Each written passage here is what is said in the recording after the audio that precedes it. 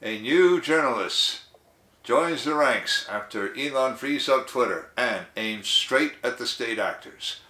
Good morning, ladies and gentlemen. This is another declaration of truth from your host, Terry A. Hurlbut.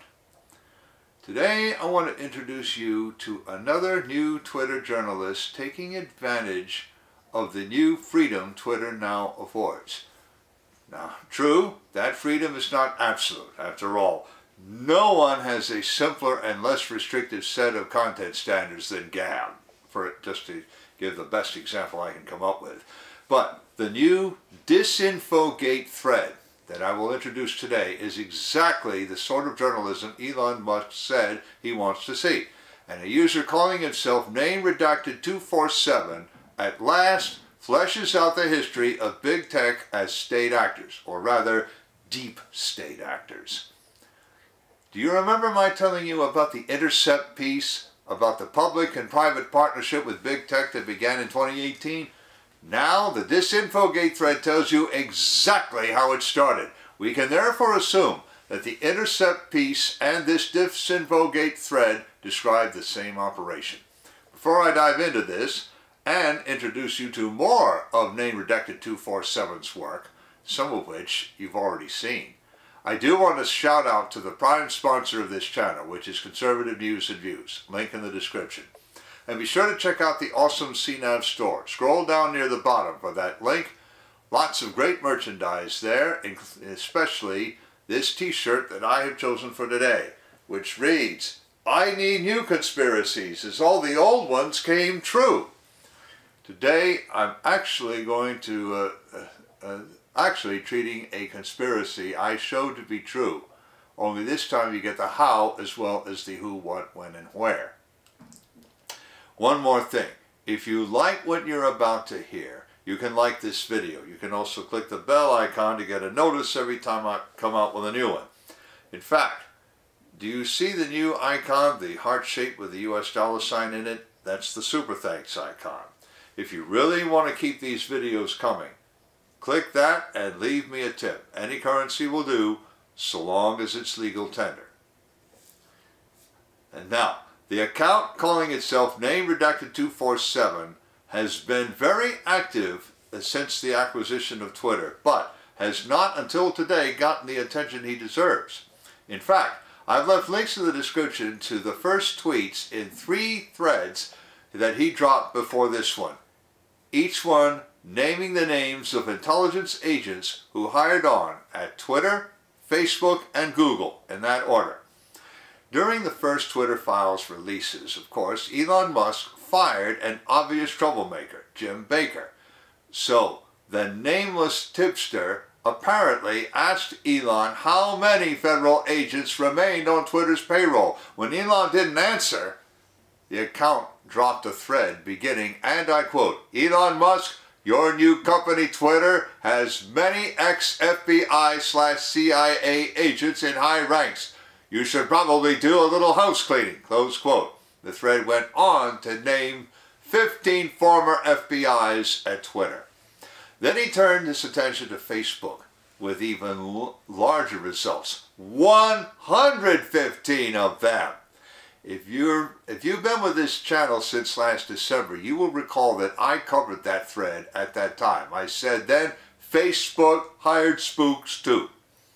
The next day, Representative Jim Jordan of Ohio released his own thread, a short one, linking to an article in National Review covering FBI collaboration with Twitter. According to Jordan, some 80 FBI agents were collaborating with Twitter at the time. I've left a link in the description to that too. Then, on the day after Christmas, NameRedacted247 dropped another thread, giving the same treatment to Google. You care to guess how many spooks he found at Google? 165! Including 6 for the first time from the Office of the Director of National Intelligence, ODNI, which I will pronounce ODNI, to keep things moving along. The account holder calls for investigation into the hiring practices at Twitter, Meta, formerly Facebook, and Google. Why he and I want to know, did these companies go on a hiring spree of the worst sort of troublemakers?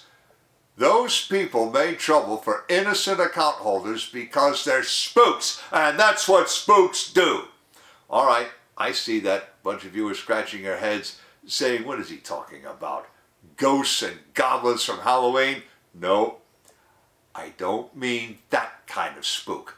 A spook is a member of the Intelligence Committee, usually anyone from an agent to further up the ladder. And to paraphrase the character of Riff, leader of the Jets in West Side Story, when you're a spook, you stay a spook, even after you leave the payroll. Patrick McGowan illustrated that interesting point in a 17-episode series from the 60s called The Prisoner. Furthermore, when you're a spook, everyone else is either an enemy spy or has secrets only you should know. That's how they think, that's how they act. And now, February 6, 2023, at 5:44 p.m. Eastern Time, Name Redacted 247 released the most important tale. The most important tales. After telling us who these spooks are, now he tells us what they do and have been doing. The thread runs to 23 tweets. I've left links to 12 of them, the odd numbers. Each of them has video, photographs, or links that you should flip through, or follow. The information on them should open your eyes. Or, if you are actually simpatico with this sort of thing, this guy tells you what he knows, and what all my listeners will know, and readers of conservative news and views. And now, I'm going to read you the text. So, here goes. DisInfoGate video. Government official admits that Intel community partnered with social media and worked together in taking stuff down. Bill Evanina is the first official to admit this publicly. The effort to combat disinfo ahead of the 2020 election was as large as 9/11. Bill Evanina, former director of the National Counterintelligence and Security Center, or NCSC for short, a subsidiary of ODNI, admits, and I quote, "What we accomplished the past 2 years as an integrated, holistic government effort in partnership in social media and tech firms is unprecedented," unquote. Bill Evanina, who described it as the model of the future. Let me pause a minute here. You want to know what NCSC really reminds me of? The Gestapo, that's what. Especially because that's how Bill Evanina ran it. Moving on. October 9th, 2018. Evanina, sitting alongside Chris Krebs, describes some DisInfoGate operation details. Quote, DNI identified a crisis manager for elections within ODNI. Evanina further details how intel is gathered by CIA, NSA, and funneled to Chris, the DHS, and the FBI. And 1 month later, CISA is founded. Yes, that CISA, the Cybersecurity and Infrastructure Security Agency. I told you about them when I dissected the Intercept piece. Moving on. Again on October 9th, 2018, Chris Krebs describes CISA's soon-to-be information operation, which we now call DisInfoGate. Krebs talks about a repopulating and rebuilding style at Facebook and Twitter platforms to manage disinformation. They pop up, they drive content, they get brought down. Emphasis theirs. October 27th, 2020. Intel agencies partnering with cable and media. A week prior to the 2020 election, Evanina goes even further, saying that ODNI has to partner with cable companies, news media, and newsprint media. Again, October 27th, 2020. Partnering with social media.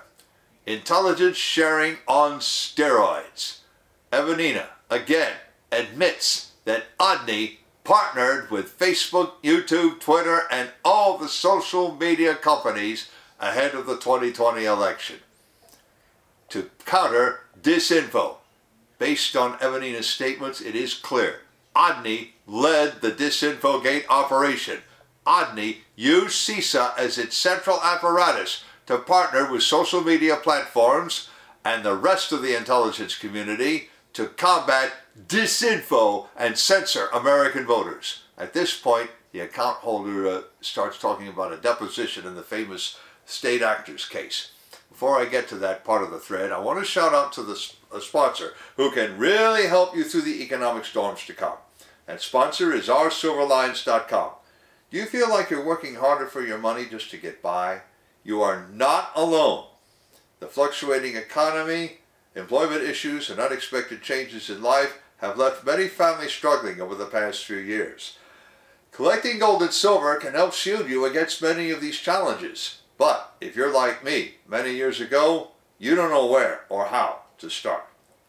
Our Silver Lines helps by connecting you with thousands of members who are learning the secrets to creating and protecting true wealth by collecting precious metals. Whether you just want to collect rare and unique coins or take advantage of the business opportunities this company provides, either way, they can help you learn to live an exceptional life. Visit oursilverlines.com to learn how you can build a legacy for your future.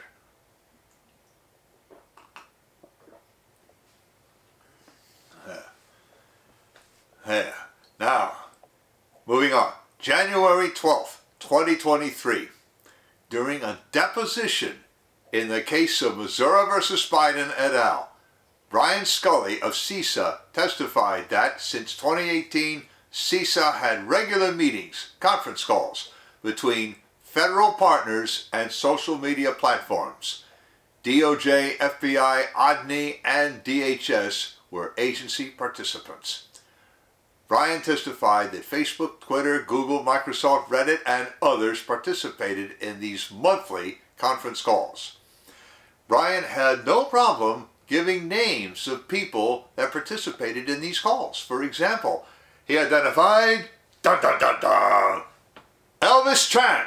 You remember him from the Twitter files.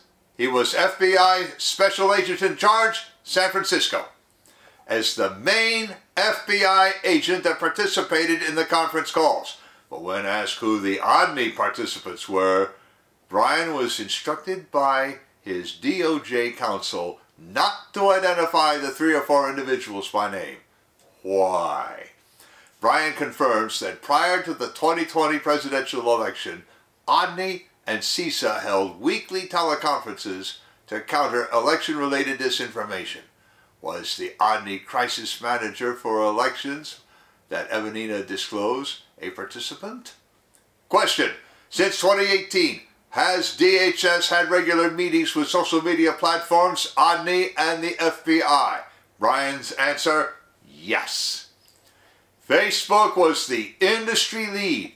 Brian testified that CISA held separate coordination calls with Facebook prior to the wider intel agency and social media calls. Alex Stamos, familiar name, was Brian's contact at Facebook until August 2018. It is confirmed from Brian Scully's deposition and William Evanina's public admission that since 2018, Odney led the DisInfoGate operation. Since 2018, social media platforms hired more than 300 former intel agents and analysts. Is this a coincidence or also part of the DisInfoGate operation? On May 9th, 2017, Evanina spoke alongside FBI agent Charles McGonigal. Familiar name? I'll say he was involved in the Trump-Russia story and then got caught running his own sweetheart deal, making his own sweetheart deal with a Russian oligarch.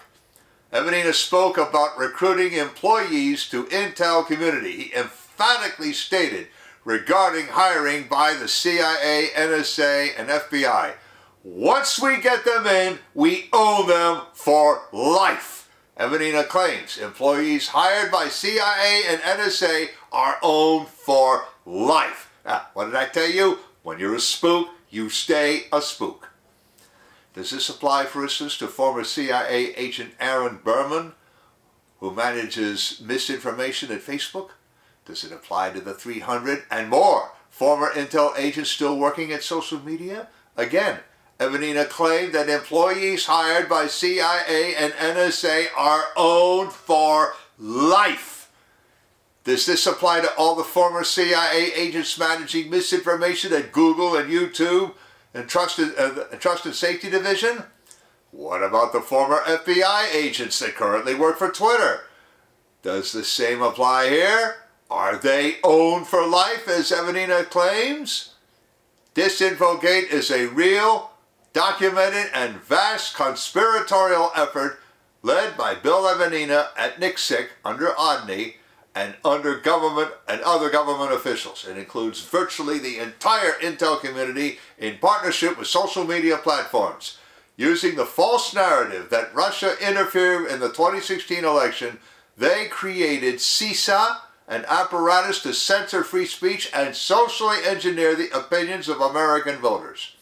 After achieving their goal of getting Trump out of office, the social media and deep state partnership is now ostensibly being used to censor and socially engineer your views on the virus that shall remain nameless, the jab, climate, race relations, the Russia-Ukraine war, on and on and on.